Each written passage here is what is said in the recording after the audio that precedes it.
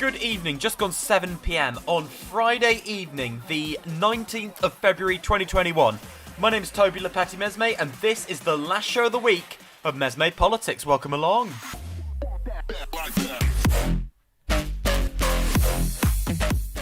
We are live with you for the next half hour, rounding up your week with all the latest from UK and US politics from a unique leftist perspective. On the way, we talk about Joe Biden's betrayal of core voters, talk about the EU vaccine fiasco, and we'll be talking now about Michael Gove.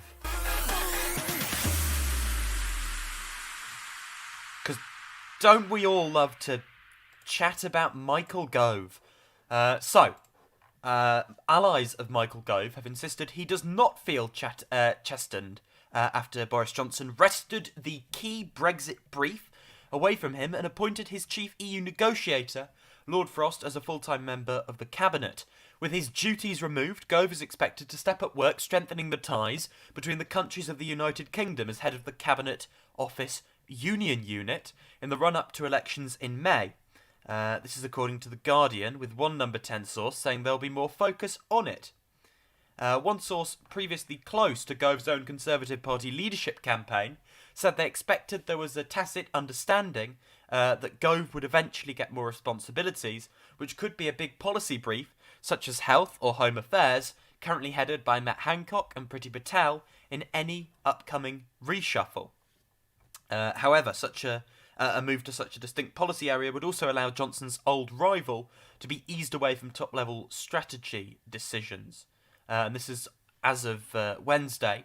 Lord Frost, who is said to be the person Johnson trusts most intimately in government, was handed, of course, a full ministerial brief in his seat at the cabinet table to take charge of post-Brexit Britain, including the chairmanship of the Partnership Council due to oversee operation of the Brexit trade deal, which was given to Gove just 2 days previously. You can get in touch throughout the show with your thoughts in the chat, please do, or you can contact us on email, tobyjoshua2004@gmail.com, or get me on Twitter at tobyjoshuauk. Now, as we're talking of Michael Gove, before we get into the proper analysis of everything going on, I thought I'd play you this clip from a Sky News report in June 2019 talking about Michael Gove on cocaine. Have a listen. For the last few weeks, Michael Gove has had his sights set on a promising future. I can confirm that I will be putting my name forward to be Prime Minister of this country. But it is his past that's getting attention right now. Mr. Gove's cocaine admission comes right in the middle of his bid for the Tory leadership. Mr. Gove told the Daily Mail, "I took drugs on several occasions at social events more than 20 years ago. At the time I was a young journalist, it was a mistake. I look back and think I wish I hadn't done that." Members of the Conservative Party are very much like people you'll often meet down the pub or similar. They'll have had different experiences in their own lives, but they're making a judgment on who they think can take the country through leaving the European Union and the years ahead. Please welcome Jeremy Corbyn. And if you expected the leader of the opposition to use Mr. Gove's drug-using admission against him to question his suitability as leader, that simply didn't happen.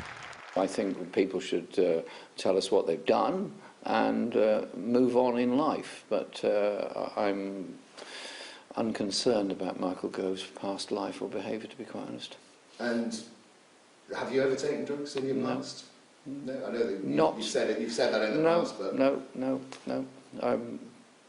I've led a very normal life in many ways. Michael Gove follows a long line of politicians who've confessed to drug use.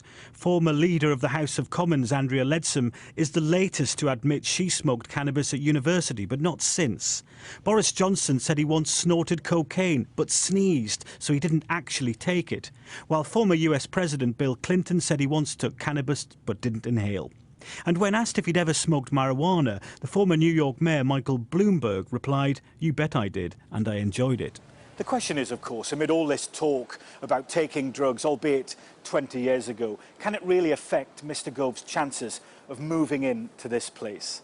Is confessing a sin enough, or will the grassroots of the Conservative Party expect more of their leader? Honestly, do you remember that? Michael Gove was like, how am I going to win the Tory leadership contest? I know, I took cocaine. Let's see if that gets me in. And the man is still not Prime Minister, although, it's early in the day, he could still end up Prime Minister in the Tory party these days. And it is quite surprising that this is the case. Michael Gove would have to be one of the less odious options. Back in the day, maybe he wouldn't be. But now, really, when you compare him to the likes of Patel and Hancock and Williamson, the education brief, maybe Gove is a little bit less hideous than all of them. He's a pretty bog standard Tory, out-of-touch politician, very Weasley, bit of a backstabber, basically a quintessential representative of the Tory party through the ages. And that's saying a lot, really. Back in the day, maybe he would have stood out like a sore thumb. Now his hideousness is less hideous than the hideousness of many of the others. Matt Hancock's prospects to survive are slim, I would say. He's almost certainly being viewed as the fall guy in the cabinet. They're keeping him in because they're letting everyone pin stuff on him, and then they're going to get rid of him, and it'll sort of be emblematic of the end of the sort of the failure stage of the UK's COVID response as vaccines pick up. I think Hancock is on the way out, however, and Gove could slot in there. He slotted into so many briefs throughout his time. However, the vaccine rollout could maybe save his skin, and public will feel sympathetic. Priti Patel seems to me quite indispensable for the government because she wages those culture wars. Could she do that from elsewhere? Possibly, but I think she, particularly through being a prominent woman of an ethnic minority background in the cabinet, while simultaneously waging the culture war, she helps the Tories bring in voters in minority communities and voters who wouldn't typically go for the Conservatives, while simultaneously being one of the furthest right of the lot of them. I think she's really politically valuable to them in that respect. She's clearly not competent as a cabinet minister. However, she does, political capital-wise, she could even be a future leader. She knows how to sell herself to the Tory grassroots. Could she do that from elsewhere? Perhaps. And you could see Gove come in as Home Secretary. He'd certainly be a less confrontational Home Secretary, and I think that would be welcome. A reshuffle is really, really, really needed. It would be irresponsible to avoid it at this point, because we've got some real pillars of ineptitude. Get some of the talent off the Tory benches that are half competent and bring them in, because in the middle of a national crisis, the government should be run well, and it's not been run well. That's not the core issue. The core issue isn't competence, but the government really hasn't been run well. Let's have a listen to Keir Starmer in an interview with Vicky Young for the BBC. The Chancellor is pinning a lot of hope on the idea that those that have saved during the pandemic, sometimes for the first time, are going to spend all that money in the short term. I don't think that's realistic, and I don't think the Bank of England does. So what the bond does is to provide a way for people to invest in the future of their country in a secure way, and obviously then releases money for infrastructure projects.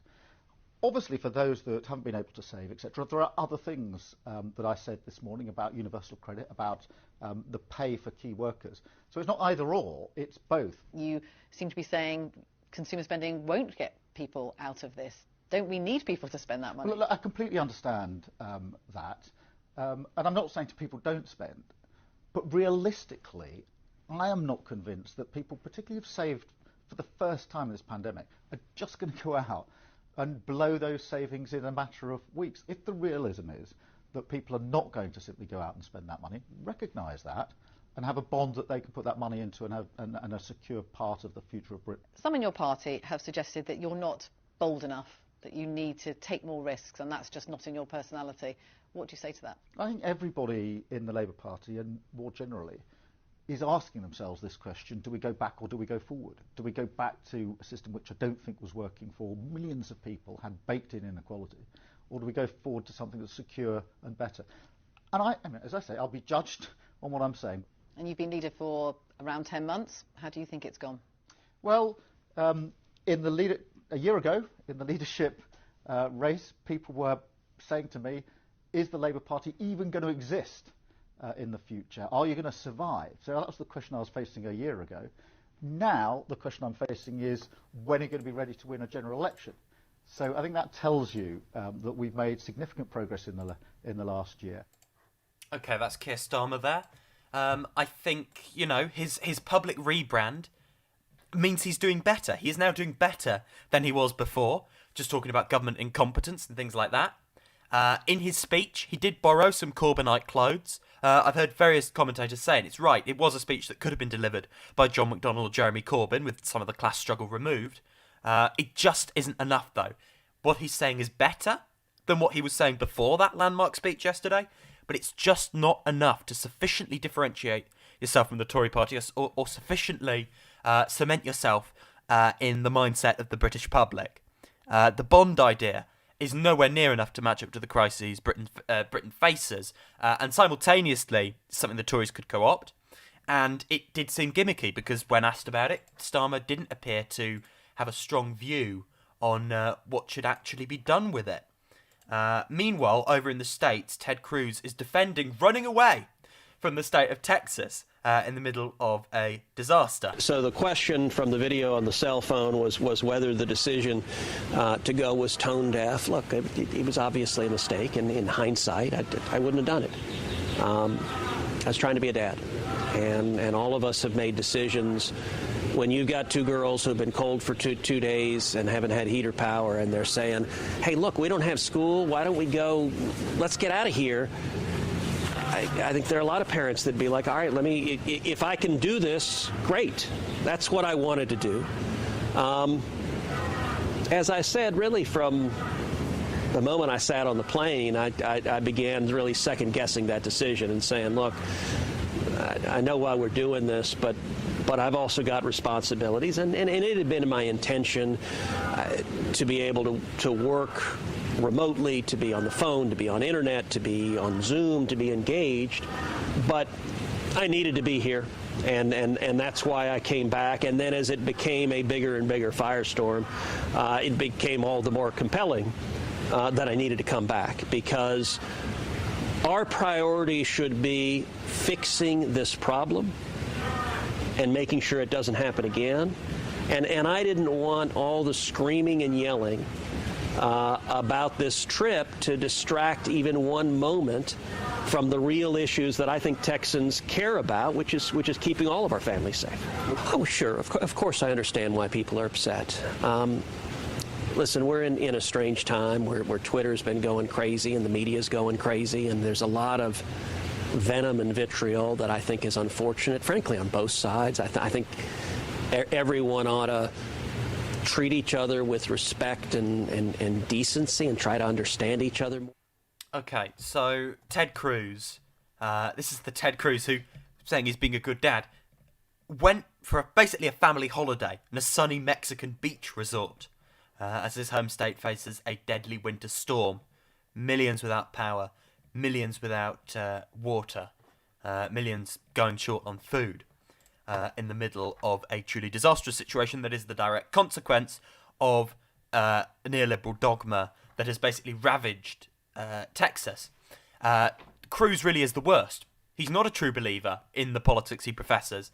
He's a smart guy, and he basically acts like a duplicitous, two-faced weasel, completely backing up the Trumpian sect of the Republican Party, bracing really far-right politics, and then pretending to be the victim, and then pretending to be doing the right thing. He really is one of the worst in the Republican Party, not necessarily because he says the worst stuff out of all of them, but because of the duplicitous way he does it. He's not deluded. He knows what's really going on, but he chooses to destroy the planet and keep going, embracing this nihilist, basically the barbarist alternative to socialism, if you like. We say socialism or barbarism. The barbarism is very much exemplified by Ted Cruz and his politics, and his perspective and approach to life and the world. Texas is being run into the ground. It has been for 2 decades because of people voting, frankly, against their own interests. That goes down to cultural things, goes down to the culture war, goes down to religion, but it also does go down to the failure of Democrats when they did have power in Texas to deliver. But also voter suppression, and a really key factor we can't ignore here, racism, which is basically making people vote against their own class interests because they couldn't bear putting anyone in power that would not suppress the votes of black and brown people. So that's where we are. Really not where you'd want to be. Simultaneously, regarding Joe Biden. This is from Colin Carmbacher on Twitter. Breaking: President Biden just issued a new ICE guidance, wholly abandoning his pledge to halt deportations. ACLU says this is a disappointing step backward from the Biden administration's earlier commitment to fully break from the harmful deportation policies of Trump and Obama. The quote from the ACLU is as follows. The interim enforcement priorities detailed today import the injustices of the criminal legal system and will lead to continued disproportionate deportations of black and brown immigrants. The priorities use sweeping and overboard presumptions of threat that have been for decades resulted in biased profiling and harmful immigration consequences for black and brown people, including Muslims. The priorities presume that all recent border crossers are threats in total contravention of President Biden's commitment to ensuring that people seeking asylum are treated with dignity. Disgrace. A complete backtrack from the 100-day deportation moratorium promise and an expansion of enforcement priorities. This was always going to happen. Brunch liberals didn't want to accept it, but this was always what you were going to get with voting for Joe Biden. This was why voting for Joe Biden, well, it's something at the end of the day I would have done, with sort of that the middle of the coronavirus crisis and the immediate need to create a better organising territory. The worst possible organising territory for the left would be under Donald Trump.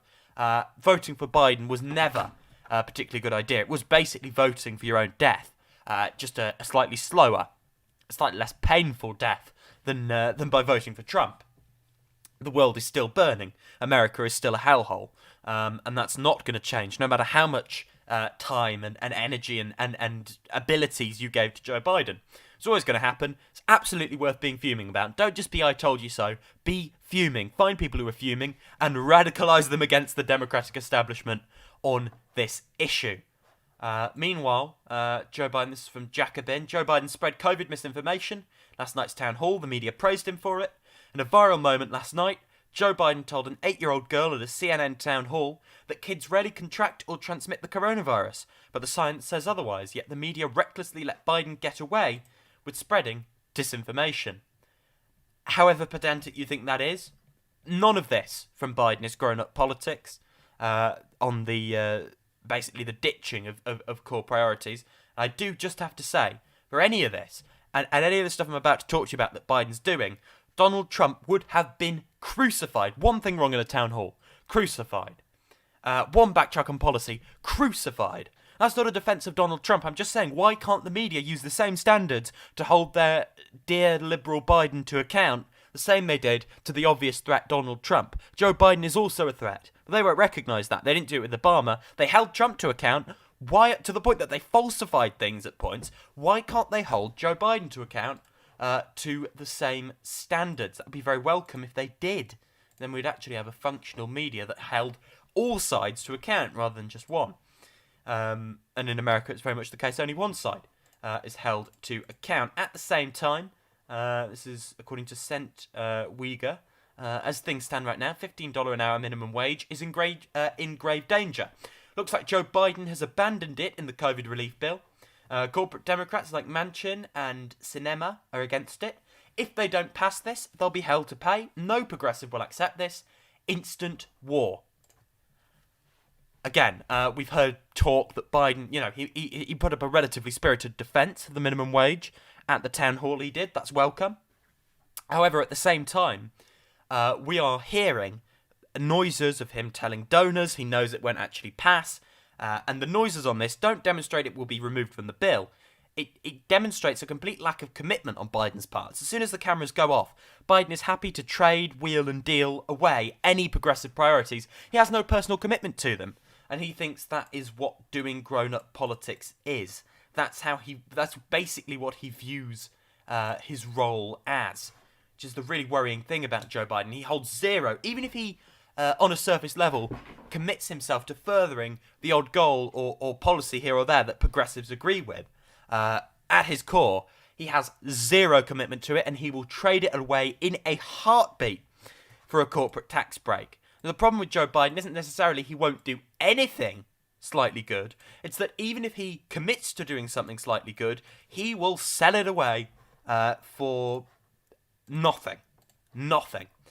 Meanwhile, Boris Johnson will lead efforts, he did lead efforts today, to fend off accusations that the world's richest countries are hoarding COVID vaccines by pledging at a G7 summit that the UK will donate surplus doses to poorer countries and cut to 100 days the time it takes to produce new jabs. Johnson, who is chairing the first meeting of the G7, attended by new US President Joe Biden, found himself forced to share some of the limelight with the French President Emmanuel Macron. On Thursday, Macron announced a parallel plan for 5% of Europe's vaccine stocks to be sent to Africa now, saying his proposal had the backing of the German Chancellor, Angela Merkel. The UN General Secretary, Antonio Guterres, said on Wednesday that the distribution of vaccines across the globe was wildly unfair and uneven. Just 10 countries, get this, have administered 75% of all COVID-19 vaccines, while more than 130 countries have not received a single dose. He said those affected by conflict and insecurity are at particular risk of being left behind. At this critical moment, vaccine equity is the biggest moral test before the global community. It comes as charities claim the nations of the G7, Canada, France, Germany, Italy, Japan, the UK and the US have collectively pre-ordered 1.5 billion more vaccines than their collective population size justifies.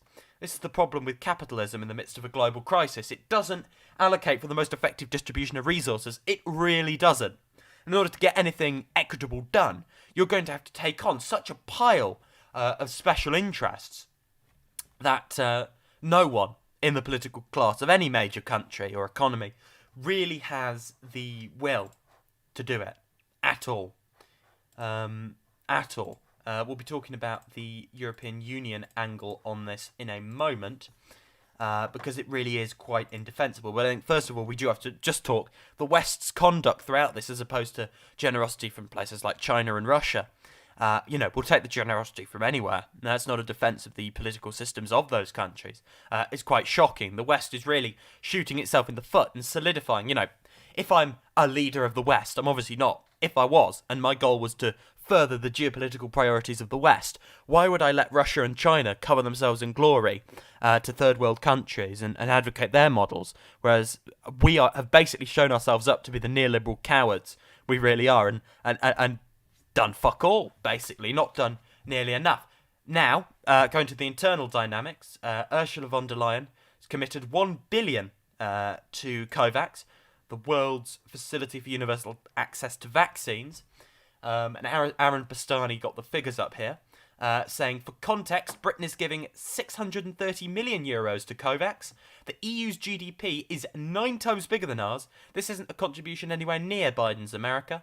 Despite an incredible misinterpretation and misrepresentation of the EU by #FBPE types for years, it doesn't take its commitments to the global south particularly seriously. See the Loam Agreement, Cotonou, and various EPAs. Really dire showing from the EU on this particular measure. It's indefensible. The EU has shown themselves time and time again not to care about the global south, not to care about vulnerable parts of the world. They aren't progressive. They wear progressive clothes. They are not progressive. They're not acting in a remotely progressive manner. If they were, I'd be pleasantly surprised and I'd be praising it. And I'd reconsider my views, my long-held Eurosceptic views. It's an own goal for the EU in the face of a callous British government. We've got a callous, sort of shut-off-the-world government, and it's being made to look like the generous one out of them in the EU. That's not a good place to be. That's really not. This isn't a defence of Britain's generosity, but it's shocking that we are being more generous than the supposedly open, cosmopolitan and progressive EU. Maybe, just possibly, the EU isn't cosmopolitan, progressive or liberal, and you've been duped. Maybe, just maybe. If you look at the facts, that's what's going on. James O'Brien is a bully and a fraud. Have a listen to this. Is that playing? Yes, it is. Listen to the speech. I really tried to keep myself listening to it because it was so dull. But the points he made... Dull in delivery? Well, yes, but that could have been a speech made by Jeremy Corbyn with sincerity. There's no sincerity in it. Right. It was just he thought what people wants to hear. Right. No sincerity at all. Okay. And I'm a lifelong socialist, and I wouldn't vote for him. No. Well, there's a surprise, Ian. Oh, really? Yeah, I bet he had a really open mind before he started speaking. Well, all he's done is attack Sarcasm members emoji. of the Labour Party. Yeah, all right, mate. Former Have a great day. Corbynites. Yeah, let's keep on fighting among each other, Ian, because that will really stick it to the Tories. Am I right or am I right, brother? That's what he's been doing. Come on, comrade, let's keep fighting. Let's go after him, because that will really teach Boris Johnson a lesson. Come on, comrade Ian, tell me again how awful Keir Starmer is. Well, he could have pulled up the government on points without being opportunistic. Right, an example of that? Well, example is with the terrible treatment of businesses who were stiffed by insurers over business insurance. And how can he, with 4 years until he gets into government, use that as a political leverage? He could have publicised it. Right. He could be. How do you know about it? Transport workers. How do you know about it? How do I know about it? Because I've been following the story in the financial press. So it's been publicised? He hasn't stood up and championed the small guy against the big guy. Well, we listen to completely. Down with Labour, says our pocket socialist Ian, mate. Good luck. Shall we do a quick rousing chorus of the red flag before you jog on? Now, James O'Brien has a track record of this. He basically bullies anyone he disagrees with. And when they come with facts and evidence, he looks like a clown. He's not a clever man. He's a nasty bully. And he's a fraud. The vitriol in there, the instant dismissal, shows a deep, deep contempt for anyone remotely sympathetic to the British left. You know, he didn't call up and go, Keir Starmer's a shill, Jeremy Corbyn should be leader again, or go like really all out on it.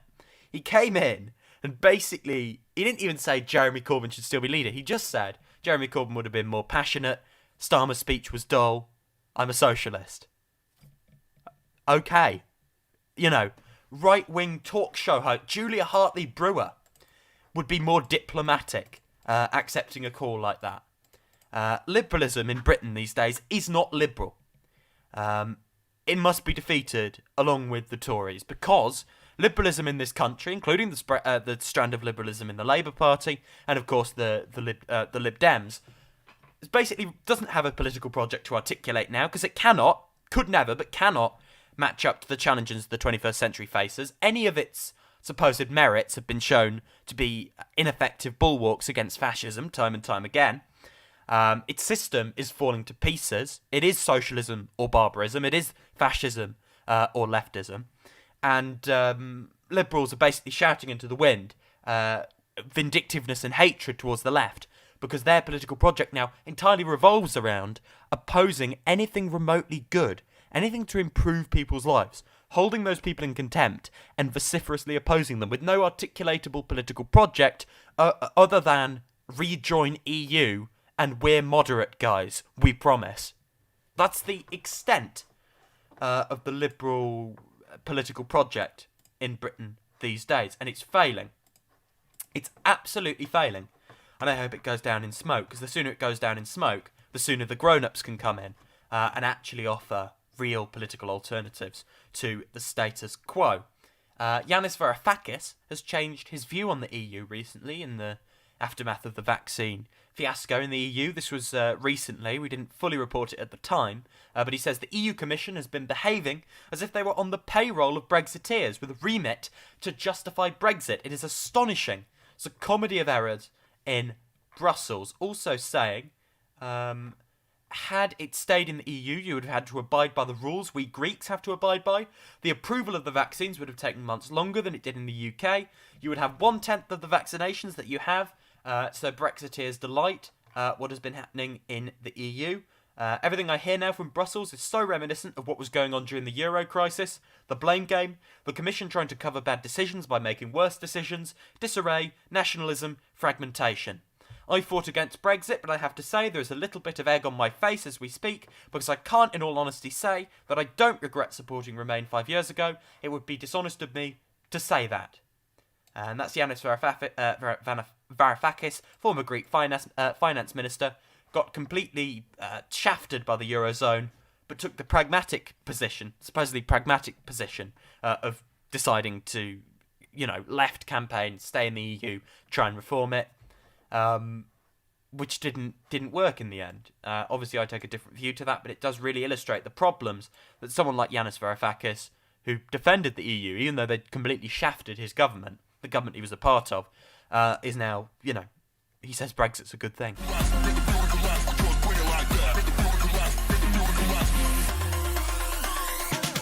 Thank you for listening. We will be back same time, same place on Monday from 7 p.m. Between now and then, have a wonderful weekend. Please subscribe and turn notifications on. And don't ever miss again an episode of MesmePolitics.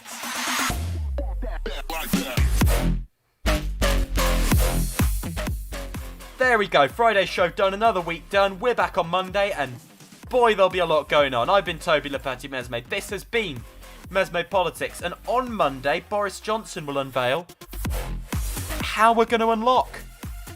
Also, Joe Biden's State of the Union. There'll be special coverage on that. First State of the Union for Joe Biden. And I'm sure there'll be more, lots more. Since Parliament is back, PMQs is back, it's all on. We'll see you then.